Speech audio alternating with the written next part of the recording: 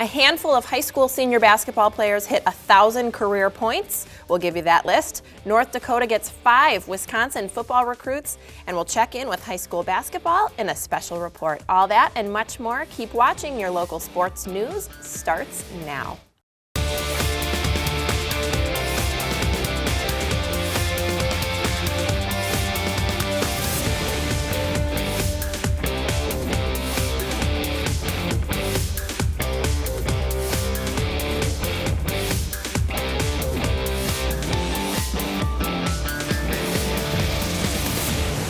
Thanks for joining us for the sports news. I'm Jessa Jeremiah, and here are your local headlines. The Wisconsin Badgers came away with a victory during the Holiday Bowl Wednesday night at Qualcomm Stadium in San Diego. The Badgers entered the bowl against USC Trojans, who have been the #1 scoring defense and the #3 national ranking in total defense. The Trojans averaged over 275 yards through the air, but the Badgers allowed only 19 total yards, more than their season average, holding USC to 286 yards and 2 huge defensive stands at the end of the fourth quarter. Wisconsin came away with a victory. Final score 23-21. A Verona senior basketball player exceeded the 1,000 career point mark. Cole Schmitz, a guard for the Wildcats, had a career best 29 points during their recent game against Beloit Memorial. An already impressive career for the young player and a great long-range shooter, Schmitz has been a varsity high school performer for 4 years. The recent win over Beloit gave Schmitz a total of 1,044 career points. And here's what's happening around the state. Other players statewide recently hit or surpassed their career 1,000-point mark in basketball. One of the state's top all-around athletes, Nate Stanley of the Menominee Mustangs, was one of them. Stanley hitting 2 free throws against visiting Huskies recently to hit 1,001 career points. Also, Jake Zietler of Luxembourg Casco Spartans hit 1,008.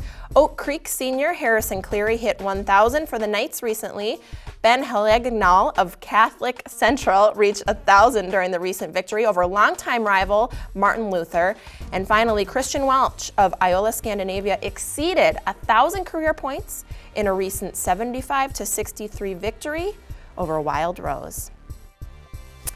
In football recruiting news, another Wisconsin high school senior will take the spot for North Dakota's Fighting Hawks next year. Brett Finke of Muskego has given his verbal commitment to North Dakota recently, which has been confirmed by Muskego head coach Ken Kraus. The All-State fullback will be a preferred walk-on with the opportunity to earn a scholarship. Alex Fenton of Menominee also has been recruited. He's been offered a scholarship as the first junior ever to be offered by a Division I school. So far, this is North Dakota's 5th commitment from Wisconsin. If you'd like additional information on these headlines, please reference the media sources you see listed on your screen. Also, you can like us on Facebook or follow us on Twitter. Thanks so much for watching the sports news, brought to you in part by the Red Zone Sports Bar in downtown Madison. For sports music and the best pub grub in town, visit the Red Zone.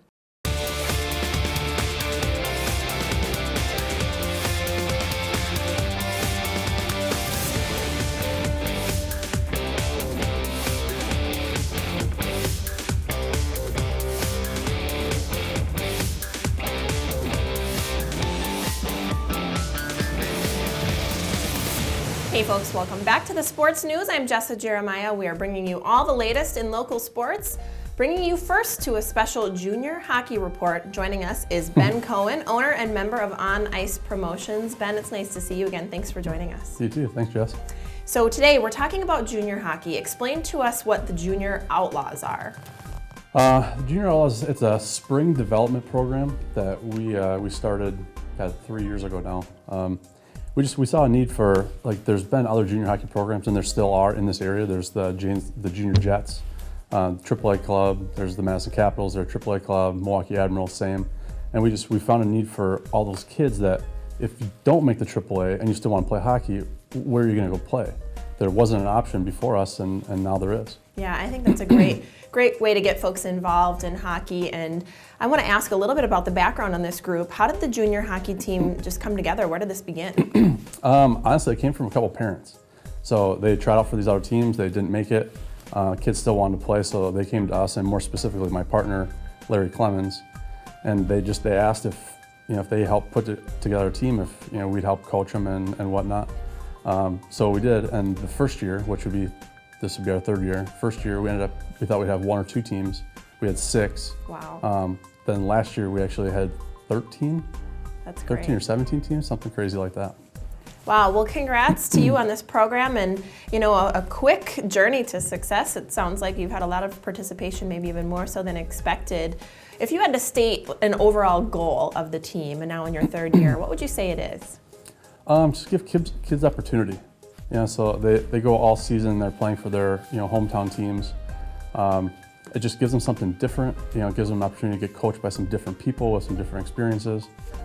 Larry's awesome. Most people in this area know who he is. And yeah, I think the goal is just, we always say development, education, opportunity. And really the opportunity is the big thing for us. I think that's wonderful. So for folks out there who are interested in this program, is there somewhere that they can reach out to get involved in the future? Yeah, just go to junioroutlawshockey.com. You can get there or head to our website, onicepromotions.com. Either way you'll find it, and just talk to other people in your current organizations to see their experience on it, and that's really about it. Yeah, no, I think it's a great program for the folks who are involved, and really interesting to find out that it just started from a couple of parents and it's grown into what it is today. So Ben, thank you so much for joining us from On Ice Promotions. We thank you for your report. Yep, appreciate it.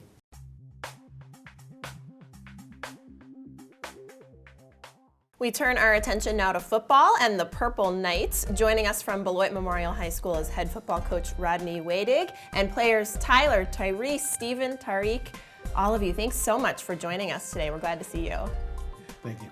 All right, we're gonna get right to it because we got a lot of questions for you. Tyler, we're gonna start with you. You set a school record with 140 tackles last season and earned second team all-conference. How do you feel that you can improve as an individual? And let's talk a little bit about how your defense will get better. Well, as an individual, it's about getting stronger and going to a lot of camps to try and improve myself. And then I think our defense, we were really young last year, so this upcoming year, just experience is gonna help us out. Yeah, absolutely, and congrats to you on your success so far. And Tyrese, let's talk to you for just a moment. You've been the leading rusher for the Purple Knights the past 2 seasons, but you had your season cut short a little bit last year due to an injury.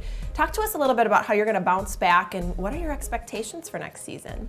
By just being the leader and the workhorse that my team needs me to be, and helping the offense out by making it more balanced with the run game. Yeah, absolutely.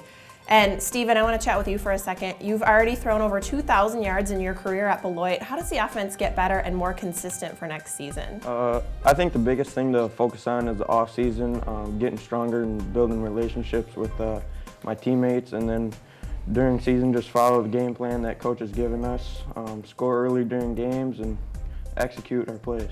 Tariq, we're going to move on to you. Let's talk a little bit about what it's going to take for the Purple Knights to get the program where it needs to be. Tell us about that.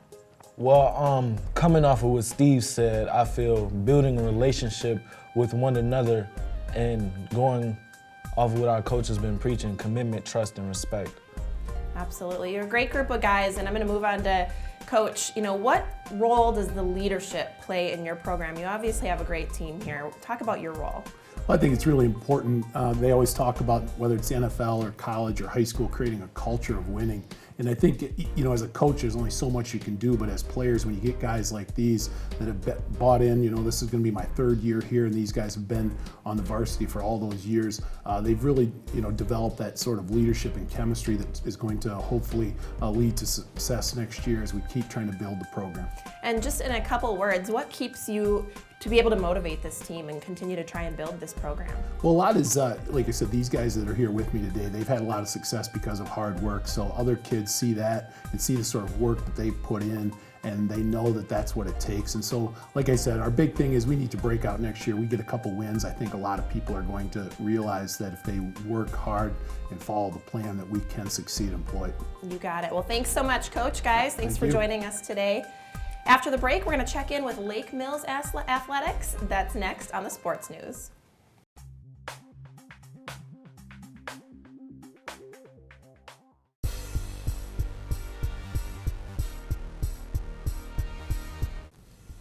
Welcome back to the Sports News. I'm Jessa Jeremiah. Today we're discussing Lake Mills basketball and the success they've enjoyed so far. We've got the guard duo joining us now. You've played a large role in that success. This is Alex Rainey and Brady Wagner, and so pleased to see you guys today. Thanks for joining us. Thank you.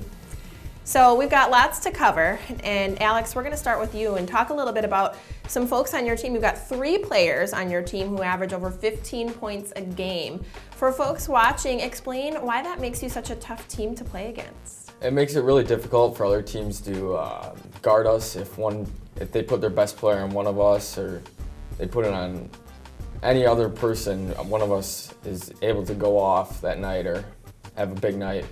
Absolutely. And Brady, as a team, you guys have made more than 10 threes in a game 3 times already this year.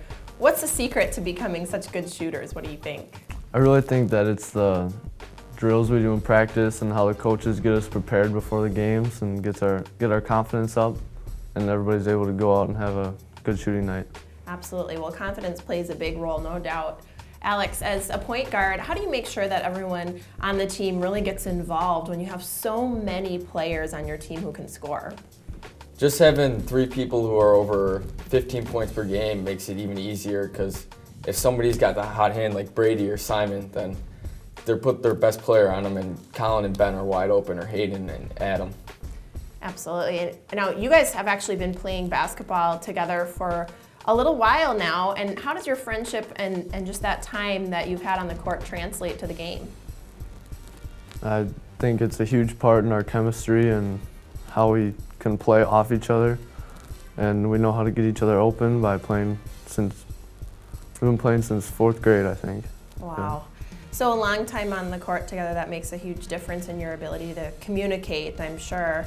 And you guys have finished out the holidays at 9-0 and ranked number 2 in the state. Impressive start. What are your thoughts on what you've accomplished so far this season? We've just been trying to get better team chemistry and working on getting the better team for playoffs and conference, and trying to make a deep run in March. Good for you. And 2016 is here. What are some of the big games that you have coming up that we should keep an eye out for? I definitely think that our next game next Saturday against Spring Grove, Minnesota-Wisconsin crossover game, will be very, very good. And then a couple conference teams, Lakeside and Lodi, will be tough as well. Couple big games to look out for. Well, guys, congrats on all your success so far. We thank you so much for your report, and we'll look forward to seeing you as you continue through the season. Thank you. Thank you.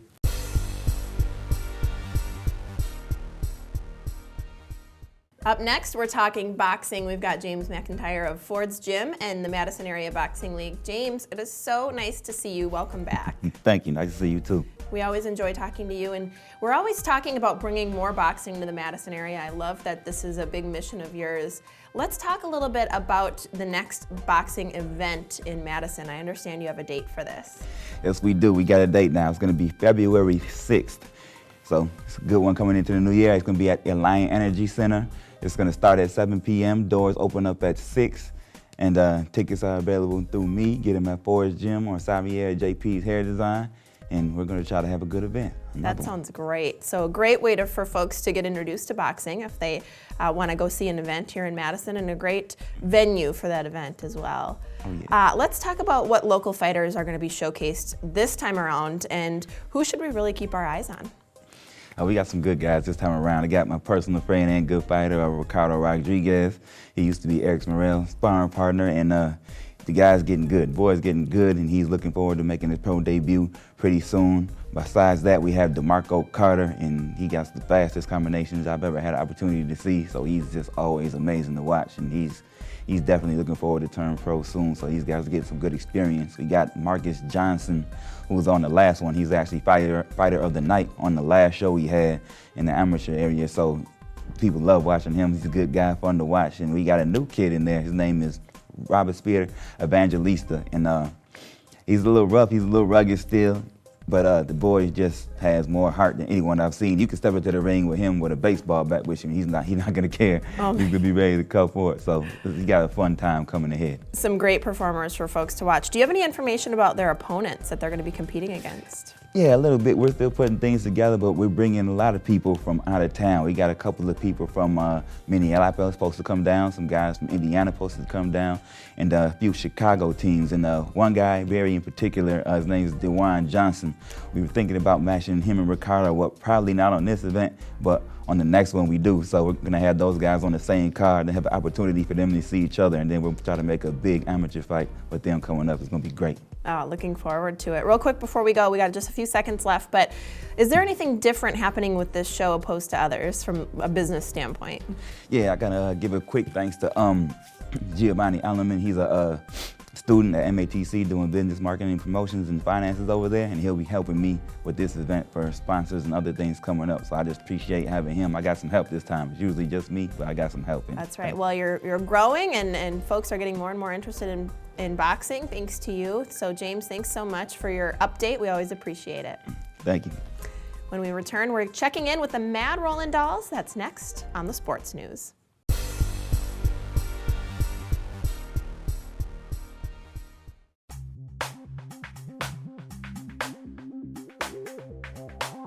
Welcome back to the Sports News. I'm Jessa Jeremiah, and we are bringing you a very special Mad Rollin Dolls update. We've got Hammer Abby joining us, and I'm so glad to see you. How are you doing? I'm great, thank you. So we've been following you really since the beginning of the season, and your next game is on January 23rd. We've been very much looking forward to it. It's at the Alliant Energy Center here in Madison. It's a triple header. Tell us first what folks can expect if they attend. So most of our games are only double headers. We have the 4 home teams play against each other from Mad Rollin Dolls, but we're really excited that we're going to have a triple header January 23rd. So it's going to start early, doors at 3:45, it's going to start at 4:15, and it features our recreational league, the Mad Wreckin' Dolls, who are going to be taking on the Barbed Wire Betties from DeKalb, Illinois. So we have some visitors in town to play against our rec league skaters who are wonderful, and the Mad Wreckin' Dolls is a really great organization within Mad Rollin Dolls, and that's where a lot of our skaters come from. It's where you learn how to skate, basic skills, play roller derby, and for a lot of the women on that team, it's going to be their very first game in public ever, so it's a really good time. So that game will be followed by the 2 home teams games, and so it'll be Quad Squad, my team, facing off against the Vaudeville Vixens first, and then it will be the Reservoir Dolls playing the Unholy Rollers second after that. Plus we'll have all sorts of fun halftime entertainment, games, contests. We have great vendors on hand. You can buy cool merch from the league, all sorts of things going on that day. So much fun, oh my gosh. And a lot of tongue twisters in there, my God. You got through it though. Thank you. No, that sounds like a lot of fun, and I'm excited to hear more about what the recreational league is. It's the Mad Wreckin' Dolls. So what exactly is that all about? How do people get involved with that too? Well, Mad Wreckin' Dolls holds sessions throughout the year. I think there are 3 or 4 of them that go throughout the year, sort of depending on the season. And it's open to everybody. It doesn't matter if you have 0 skating experience or a ton and you're interested in roller derby, or you just want a cool place to come and meet people and have a community and kind of get a little bit into shape and learn some new skills. It's a super supportive community. It's where I actually came from and learned how to skate before I tried out and made it into the Mad Rollin Dolls under the Quad Squad. It's just such a cool, supportive environment. It's open to everybody. All gender identities, all backgrounds, all skill levels, and you can find out more if you go to facebook.com/madwreckindolls or to madrollindolls.com. We have information there about them as well. Oh, so cool. This time goes so fast, but I got one more question for you, just real quick. I think roller derby is really starting to be a fast-growing sport. In fact, frequently cited as being the fastest-growing women's sport in the world. So tell us real quick why you think that is. It's sort of what I've already talked about. It's such an inclusive, supportive environment. Some women and men and people of all gender identities come to this, and it's the first sport they've ever played in their life. And it's just so supportive, and it's like you strap roller skates to your feet, and it's the great equalizer. It doesn't matter what your background or your body type is. You can find a place on or off the track that you will fit in and have a fantastic time. And it exists across the world. It's on every continent except Antarctica. We're waiting for the scientists to start a team at this point. But it's just, it's a blast, and it's just such a cool community overall. So cool. Hammer Abby, thanks so much from Mad Rollin Dolls. We've enjoyed having you. Thanks a bunch. Thank you very much.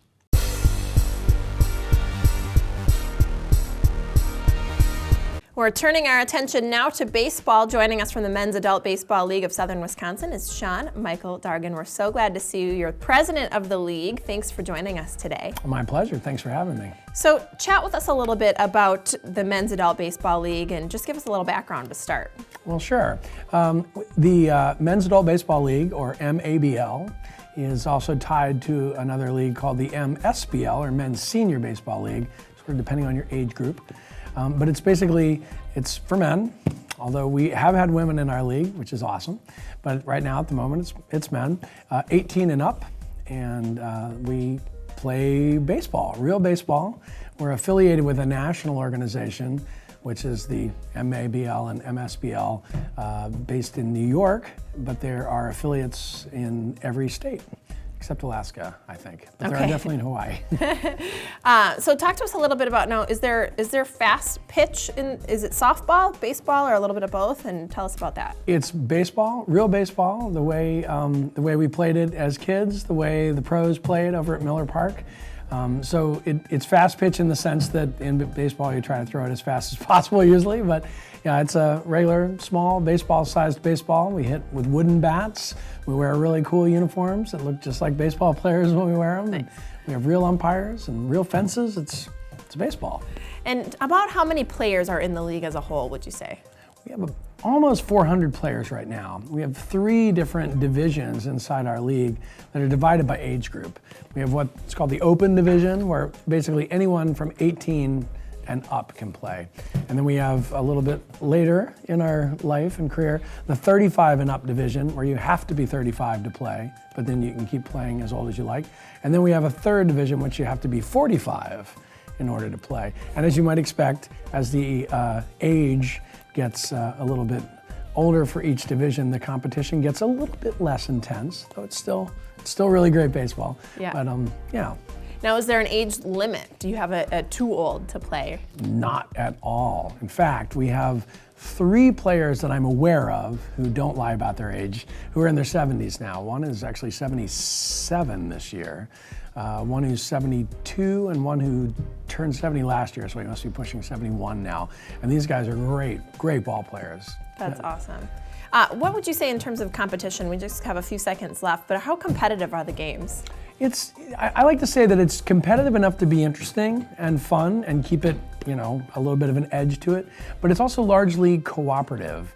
We're really lucky in Wisconsin to have lots and lots of baseball.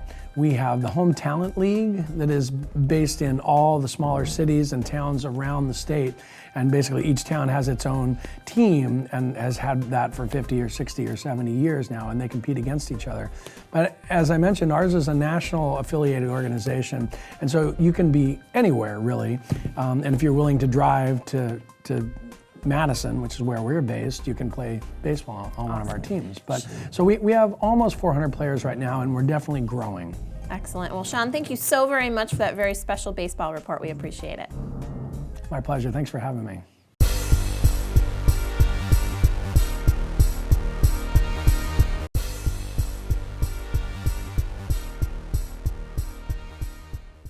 I'd like to thank the many guests for your sports news reports, and a very special thank you to the Red Zone Sports Bar in downtown Madison for supporting local athletics. For sports, music, and the best pub grub in town, visit the Red Zone. That's it for the sports news. I'm Jessa Jeremiah. Please join us next time.